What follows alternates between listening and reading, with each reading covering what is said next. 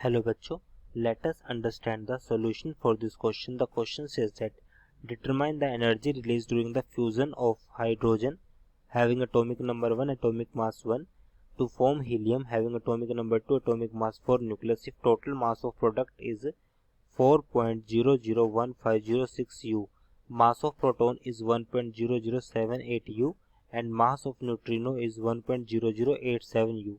तो यहाँ पर मुझे एनर्जी बतानी है, एनर्जी रिलीज बतानी है कि फ्यूज़न के टाइम पे कितनी एनर्जी रिलीज होगी जब फ्यूज़न होगा हमारे पास ये हीलियम बनता है न्यूक्लियस का। Total mass of product given है, मास ऑफ प्रोटॉन गिवन है और मास ऑफ न्यूट्रिनो हमारे पास गिवन है। तो फर्स्ट हम बात करते हैं यहाँ पे की कंसेप्ट। तो एनर्जी रिलीज करने के लिए जो फॉर्मूला हम आइंस्टाइन का इक्वेशन यहाँ पर यूज़ करेंगे that is equals to E equals to delta M C square, जहाँ पर डेल्टा एम हमारे पास क्या है, मास डिफेक्ट, और सी हमारे पास क्या है, स्पीड ऑफ लाइट। सी हमारे पास क्या है, स्पीड ऑफ लाइट।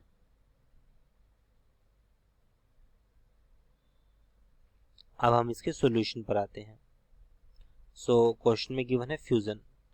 फ्यूजन के कंसेप्ट के लिए अगर हम इसकी रिएक्शन को लिखें, सो टू न्यूट्रिनो मीन्स 2 न्यूट्रॉन के particle having atomic number 0, atomic mass 1।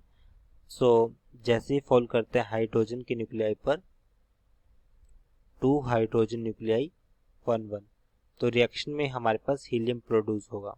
देख सकते हैं कि जो प्रॉपरली बैलेंस है एटॉमिक नंबर और एटॉमिक मास जो कि प्रॉपर बैलेंस है। तो अगर हम इसमें मास डिफेक्ट की बात करें that is delta M mass defect.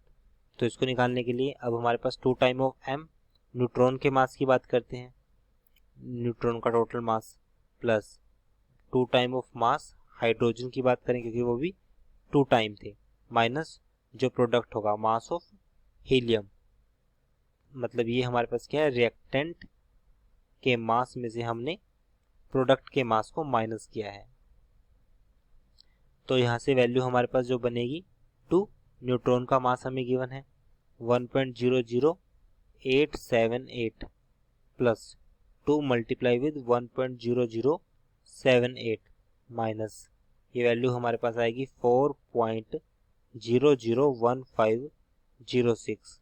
यहाँ से इक्वेशन को सॉल्व करते हैं 2.01756 प्लस 2.0156 माइनस 4.001506।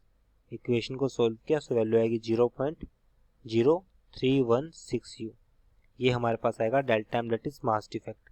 तो अब इसी मास की वैल्यू को यूज करके एनर्जी की बात करते हैं that is delta M C square. Delta M कितना है 0.0316 और सी स्क्वेयर हमारे पास यहाँ पर मीन्स 931, जो कि एनर्जी हमारे पास आएगी वो आएगी 27 मेगा इलेक्ट्रॉन वोल्ट। एनर्जी हमारे पास आएगी 27 मेगा इलेक्ट्रॉन वोल्ट।